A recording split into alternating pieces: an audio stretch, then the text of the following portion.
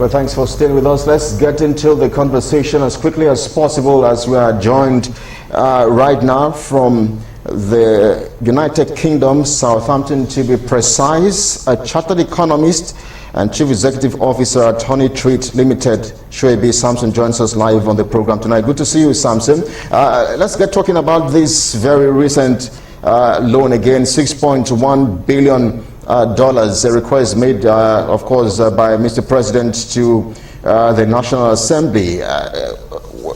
Share with us from your perspective, indeed, what is the weight of what these borrowings mean for Nigeria? Thank you for having me, Kelly. First and foremost, loan, it's not so good for any society. Well, it can also be good if it's well managed. But this particular loan in question is part of the appropriated budget deficits that have been earmarked in the 2021 budget already. So it's not new. We know quite well that the revenue of the country cannot actually foot the total expenditure of the country, and that's why there has been a deficit provision to augment the deficits from that budget. So it's not new that this loan is going to come. We know quite well that what the government had apportioned as part of revenue for in that budget is actually not sufficient for the running of the affairs of the nation or the whole year. So that loan provision is going to be requested for in phases, and you can see that it's actually being requested for gradually. So you have asked about the weight of this loan. What is going to what's going to happen eventually is that it's going to increase the debt of the debt profile of our society, and what that means is that our debt servicing will also increase. If you look at that budget, we have over 3 trillion naira, I think about 3.5 trillion naira debt servicing funding already, and now with this new loan, that debt servicing is going to increase. When it increases, what it simply means is that whatever revenue that comes in subsequently, part of it is going to go into servicing of loans.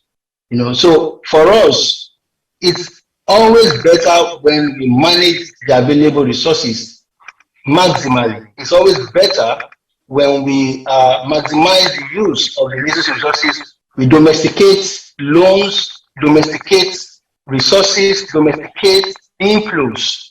That way, we are able to substantiate whatever it is that we're taking from international society. In fact, this particular loan is going to be solved externally, which means that we are going to pay in foreign currency. If you also recall, you find out that the Nigerian currency has been devalued, in recent time. I think the budget was apportioned was calculated based on 379 naira to $1. But now it has increased to over 400 naira to $1, meaning that the weight, the conversion of what was apportioned in that budget had increased. We are going to have to pay more, because our earning is that we are paying with naira, and that's how it is. So it's not so good.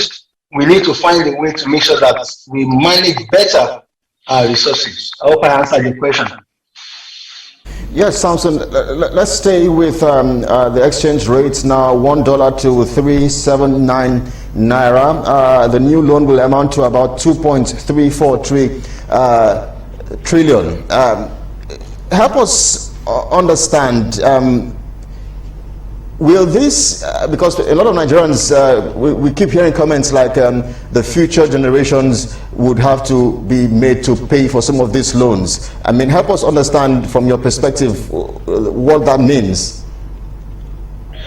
Okay, so the payment of that loan was logged at 379 naira to $1. But as of today, the official rate of naira to dollar is about 413 naira, not 379. That 379 was the conversion rate that was agreed when that budget was being put together. But as of today, naira will be further devalued. And what that means is that you need more naira loans to pay for every foreign inflow of commodity. Now, the payment of this particular loan is going to be spread over years. Government and governments to come. The bottom line is, even those who sought this loan might not even be alive by the time this loan is going to be fully paid off. Our leaders need to be more careful when they're sourcing loans. What is the use of these loans? Part of these loans, they had said, is going to be for capital expenditure and also to cushion the effect of COVID-19. But you and I also agree that despite the fact that we are saying that we do not have funds to finance our expenditure, there is a 37 billion naira that was apportioned to the National Assembly, which was assumed that it's part of the appropriation funding for the National Assembly. If I look at the National Assembly and I have myself, does this building require 37 billion, to fix? I don't know what exactly we are going to be spending that kind of money to do. And these are not funds that are readily available. We're actually borrowing all these funds. So the question is, how well are we managing the little ones that we have? How well are we thinking about those children and the younger generation? Mr. President Samson, if you're there and you can hear me. According to Mr. President, he explained that the loan will be used to fund projects from priority sectors of the economy, namely the power sector, transportation, agriculture and rural development, education, health, provisions of counter funding for multilateral and bilateral projects, defense and water resources. Isn't it interesting that we have to borrow to fund all of these sectors? Yes, that's the same point I was making, that if we had funds that we had managed excellently, for example, I mentioned the funding to repair of that renovation of National Assembly complex. If that funds was transferred to the use, this particular use we are talking about now, would we require to borrow externally to finance this project that he has highlighted? I've seen countless of projects that are white elephant projects that this government has embarked upon. We take ourselves from history. What is the performance of even the 2020 budget as of today? What is the performance of 2019 budget as of today? For the projects they are embarked in those budgets, did they complete them? So for me, our prudence in governance management, in cost management, and working, wholeheartedly for the nation is more important than the rhetorics of bringing about fundamentals of excuses. You had mentioned this project you have talked about that you want to fund. They are not new. They are not new. So we know quite well that you need to fund them. But the question is, other funds that you are not managing excellently, that you are apportioning, without prudence, can we divert them into the money, into the funding of this particular project you have just highlighted? But then it is Nigeria. We don't ask so much questions. A lot of people don't even know the content of the 2021 budget. People don't ask questions. I really feel that the reason why our government do all these things they do, for example, this 2021 budget was supposed to be 13.08 trillion. It was passed to the National Assembly and they added 500 billion to it. On what basis? Crude oil that was apportioned for $40 as of today is $63. So we are supposed to be having surplus, not deficit. Our deficit is supposed to be reduced. I don't know if you understand my point. If your budget was planned based on $40 per barrel and you are having surplus, the surplus should help you to cushion the effect of your deficit. But in Nigeria, sadly, what we do is to ensure that the full length of the deficit is exhausted. So the question is, the surplus you not get, what happens to it? So you ask yourself, who is at the helm of affairs? Who is managing all these things? Who is looking at all these things? We really need to do better as a nation. We can't continue to gather debts on a daily basis. our debt servicing has already gone beyond the 3% in the Appropriation Act of 2021.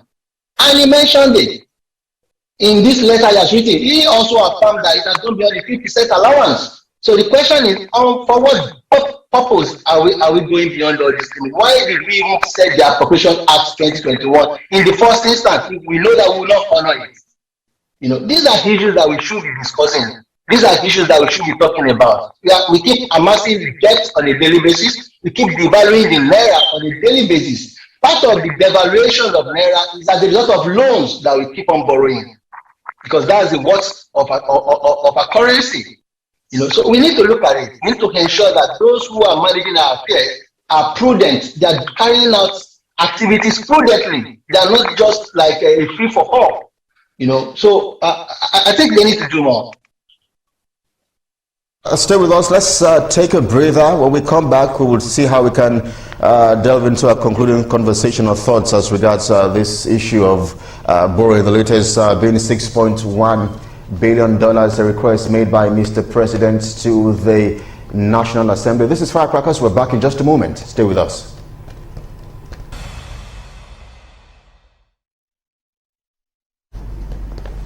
All right, thanks for staying with us. This is Firecrackers, and we are on the issue of Nigeria's latest borrowing plan by this particular administration. Well, Mr. President has made a request to the National Assembly, $6.1 billion.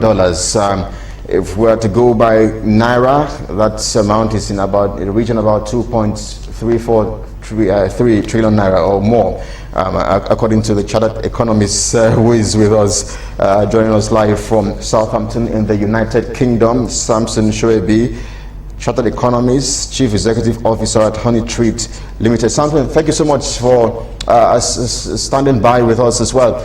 As we begin to wrap things off now, again, I always like to bring this part of the conversation with you. You have been very particular about security in the country as it relates to Nigeria's economy. Talk to us from your perspective about that. Okay, so for any society to be called a society, you need the integrity of the sovereignty of that society to be assured and guaranteed. Any investor coming into that society, we want to be certain how sure are they that their resources and investment are going to be protected. We are talking about resources. We start from the human lives, their financial resources, their real investments. As of today, even Mr. President cannot guarantee that there is freedom of movement all over the country, that people can commute from Lagos to Kano without any fear of eventualities. Security is too germane to any societal growth. So if Mr. President does not ensure that security is fixed, I'm not so sure how we are going to glide on or turn this curve of economic, this very negative economic tide. Nigeria is struggling on a daily basis to meet expenditure requirement on a daily basis. What we need is investment inflow to generate employment, to generate funding, to increase the quality of lives of people. The unemployment in Nigeria is over 30% as of today. The inflation rate is about 20%, and it keeps growing. So you ask yourself, people are getting more desperate to survive. And on top of that, you have insecurity. I have quite a number of business ideas in my head. I want to come to Nigeria and put some food to work. I want to do a lot of investment. I have some plans. But the question is, how safe am I? If I come in, can I guarantee that I can promote from Lagos to Ibadan without fear of someone kidnapping me? There are quite a number of people, foreigners, diasporans, Nigerian in diaspora that has this or some other fears. So if you really want to increase and improve Nigeria as a society today, you want things to happen, you need to fix security. You need to build trust in people. Let people know that if whatever it is, they are secure and that government cares about them. I've heard stories where people will be kidnapped, they go to police station, they will report the matter. Police will tell you they are overwhelmed, they can't even do anything about it, except when it is high-profile individuals. So, if such is in such a setting where life is deemed as next to nothing, if people die on a daily basis, people are kidnapped for ritualism, for money, and nobody does anything, they are even overwhelmed. How do we convince investors to come to the country? So these are quite a number of issues that we need to be talking about. And the more persons that remain unemployed in our society, what we keep doing is that we are exposing that society for combustion. Because there is a saying that an idle plant is the devil's workshop. There are so many unemployed youths. We have 50% of our population as youths, and a very large part of those population are unemployed. So insecurity, unemployment, those two are just too germane to whatever it is Nigeria is going to become. Whatever the story the rhetorics want to talk about, whatever the speech from Mr. President, he needs to make sure as a matter of urgency, he tackles those two. Unemployment is a giant, has become a demon in Nigeria society today, and we need to fix it. Insecurity, and I tell you, unemployment and insecurity, they go hand in hand. When there is unemployment, be rest assured there will be insecurity. So if you want to tackle insecurity, fix unemployment. Sure, A.B. Samson, that's a good place to anchor our conversation tonight. Thank you so much for agreeing to speak with us. The notice was short, but then you decided to speak with us. You even had to make that trip via train. Thank you so much for agreeing to speak with Galaxy TV. Thank you so much. All right, so Chartered Economist, Chief Executive Officer at Honey Treat Limited, Shoaib Samson, live from Southampton in the United Kingdom. Well, this is where we have to anchor our conversation as regards Nigeria's economy.